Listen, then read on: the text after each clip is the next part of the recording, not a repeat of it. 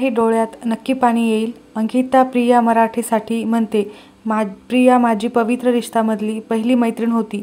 मी, प्रार्थना आणि प्रिया, आमचा छोटासा ग्रुप.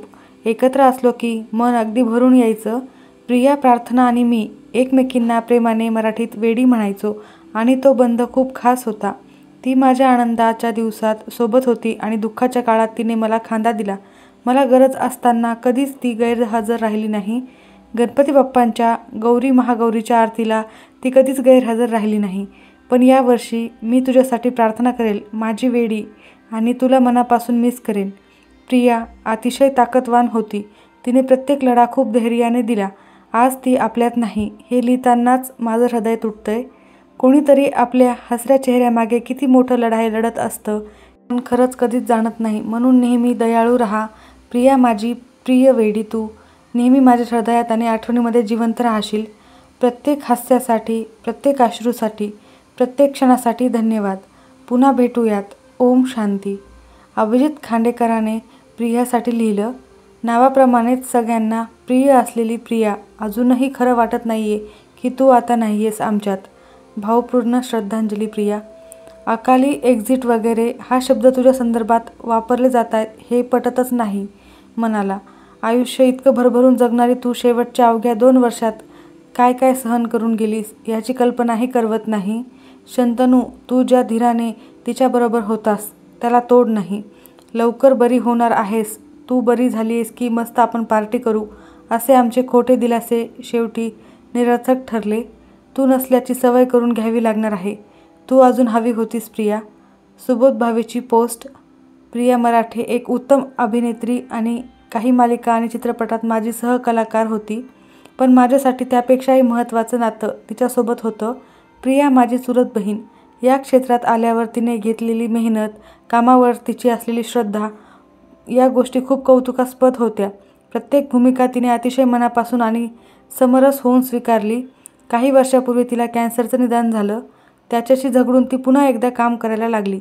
नाटक, मालिका यामधून पुन्हा आपल्या सहज सुंदर अभिनयाने ती प्रेक्षकांसमोर गेली. पण त्या कॅन्सरने काही तिची पाठ सोडली नाही. तू भेटशी नव्याने या आमच्या मालिकेदरम्यान पुन्हा एकदा तिचा त्रास उफळून आला. या संपूर्ण प्रवासात तिचा जोडीदार शंतनू मोघे भक्कमपणे तिच्यासमोर सोबत उभा होता. माझी बहीण लढावया होती पण अखेर तिची ताकद कमी पडली. प्रिया, तुला भावपूर्ण श्रद्धांजली. तू जिथे असशील तिथे तुला शांतता लाभावी हीच प्रार्थना. अशा शब्दात सुबोध भावेंनी देखील शोककळा व्यक्त केली. त्याचबरोबर अस्तात काळेनं शेअर केलं एक पोस्ट. शंतनू मित्रा, तुझ्याविषयी आपलेपणा, आपुलकी ही कायमच वाटत आली आहे. आता फार फार आदरही वाटतो आहे. वाटत राहील. तुमच्या लढाईत काही मदत नाही करू शकलो याची मनापासून माफी मागतो रे. पण हे पत्र मी लिहितोय ते माझ्या प्रियाला. जमेल तेव्हा प्लीज तिच्यापर्यंत पोहोचवशील. प्रिय प्रिया, तू शूर आहेस, आजही आहेस, कायम असशील. आपली काही घट्ट मैत्री म्हणावी अशी नाही, पण चांगले संबंध, परस्परांविषयी आदर, आत्मीयता आणि एकमेकांची यथेच्छ मस्करी आणि अपमान करायचे एकमेकांना दिलेले अधिकार हे सगळं आहे नक्की. पण तुझ्या घट्ट असलेल्या मित्रपरिवारातील एक लोक माझेही निकटवर्तीय असल्यामुळे तुझ्याविषयी सतत कानावर पडत राहायचं. तू सुरुवातीच्या काळात घेतलेले कष्ट मी जवळून पाहिले नाहीत. त्याच्याविषयी ऐकून मात्र आहे खात्रीलायक लोकांकडून. त्या कष्टाची प्रसिद्धीरूपी आणि आर्थिक फळ उत्तमरित्या मिळवूनही तुझा तसूभरही न बदललेला स्वभाव मात्र मीही पाहिला आहे. अवघड असतं ग हे जमणं.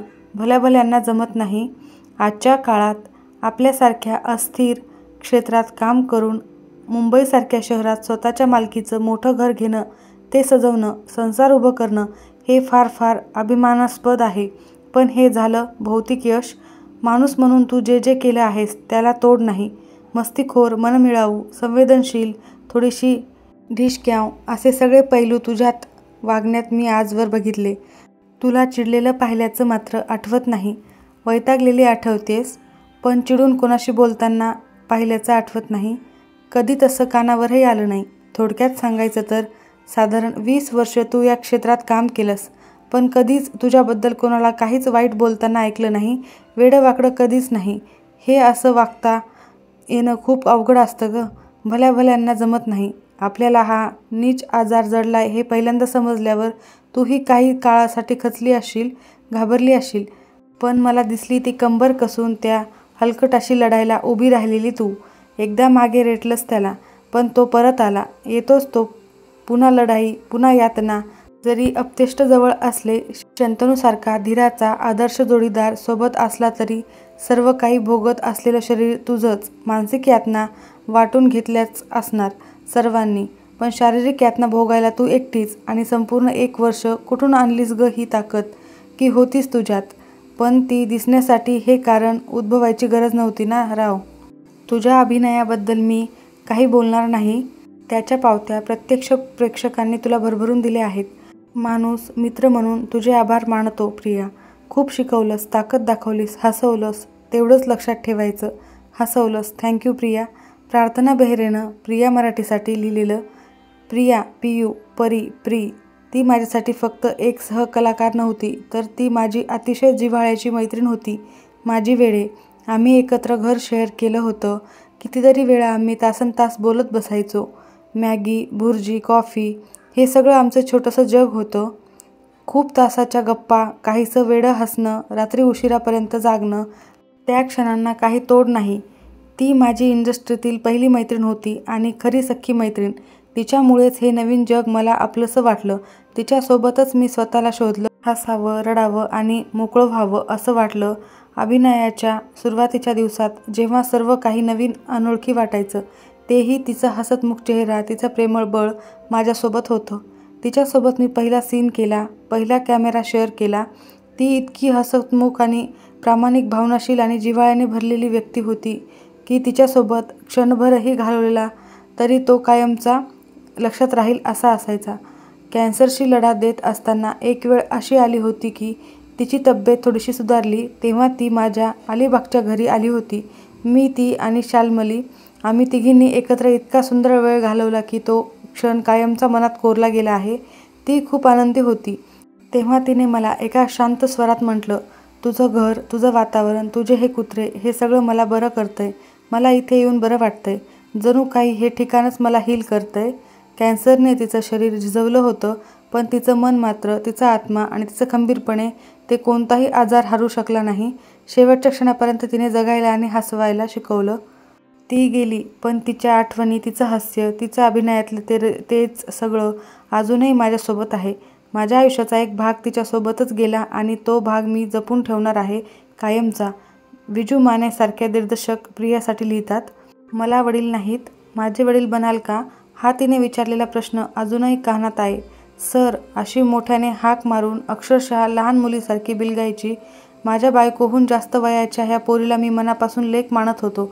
बांदोडकर कॉलेजात एक मॉब प्ले केला होता, अ फेअर टेल. प्रियाचं रंगभूमीवरचं पहिलं काम. तिला अगदी बोटाला धरून एकांकितेकडे आणलं. ती राजकन्या होती. त्यात ती तिचं बोट धरून माझ्या आयुष्यात वावरली. माझ्या मुलीला मी सांगायचो, तुझ्या आधी मला एक मुलगी आहे बरं का. तिच्या आयुष्यातले खूप चढ उतार पाहिले. शंतनूसारखा गोड मुलगा तिला मिळाला. खूप बरं वाटलं होतं. गोष्ट अशी संपायला नको होती. प्रिया, बाबा मिस यू, बाबा लव्ह यू.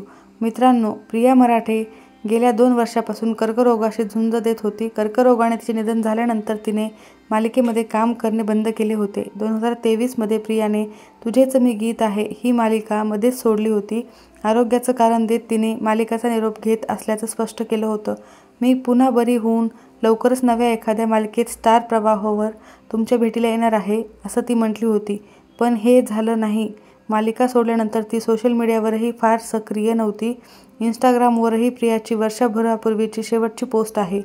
तिने इतकं स्वतःला सगळ्यांपासून दूर ठेवलं होतं कारण ती देखील खचली होती. माझी तब्येत बरी नाही म्हणून थोडी विश्रांती घेते म्हणणारी प्रिया 31 ऑगस्ट 2025 रोजी पहाटे आपल्या सगळ्यांना सोडून कायमची देवाघरी गेली. तिचं वय फक्त 38 वर्ष होतं आणि 38 वर्ष हे मरणाचं नसतं. तिला आयुष्यात अजून खूप काही करायचं होतं. पूर्ण आयुष्य अजून जगायचं राहिलं होतं. पण कॅन्सर हा प्राणघातक आजाराने तिला संपवलं. कुणी म्हणतं तिला स्वादुपिंडाचा कॅन्सर, युटेरसचा कॅन्सर झाला होता, तर कोणी म्हणतो अजून तिला कोणता कॅन्सर झाला होता हे समजलं नाही. त्यांनी ते उघड केलं नाही. कॅन्सर झाल्यापासून तिने स्वतःला दूर ठेवलं कारण कोणी असतं असं ज्यांना आपण आजारी आहोत असं दाखवून लोकांची सिंपत्ती घ्यायची नसते. आणि असेही काही असतात ज्यांना आपलं आजारी आहोत असं समजलं की सोशल मीडियावर येऊन त्यांच्यासाठी प्रे करायला लावतात. मला कॅन्सर झालाय म्हणून प्रत्येक माणसानं नेचर वेगळं असतं. कर्करोग कधी कोणाला होईल सांगता येत नाही. व्यसन करणाऱ्याला कर्करोग होऊ शकतो आणि जो कधीच व्यसन करत नाही त्याला देखील होऊ शकतो. त्यामुळे आपापल्याला कधी काय होईल सांगता येत नाही. म्हणून भरभरून जगून घ्या. मनाला वाटेल ते करा. कारण कुणाचा शेवट आज आहे सांगता येत नाही. झोपल्यानंतर उद्याचा दिवस पाहायला मिळतो का हे देखील माहीत नाही. म्हणून चिंता करणं सोडा. पैशाच्या मागे धावणं सोडा. शरीराची काळजी घ्या. स्वतःची काळजी घ्या. फ्रेश अन्न खा. बाहेरचं सारखं जेवण करू नका. आपल्या हातात आहे तितकं आपण करू शकतो. बाकी देवाची मर्जी. इतकी सुंदर अभिनेत्री, कॅन्सरने तिला संपवलं आणि लोकांनी तिच्यासाठी ज्या काही भावनिक पोस्ट केल्या त्यांनी अक्षरशः डोळ्यातून पाणी येईल अशा पोस्ट आहेत. तुमच्याही मनातील भावना प्रिया मराठीसाठी तुम्ही नक्की कमेंट बॉक्समध्ये लिहू शकता. प्रिया मराठीसाठी भावपूर्ण श्रद्धांजली.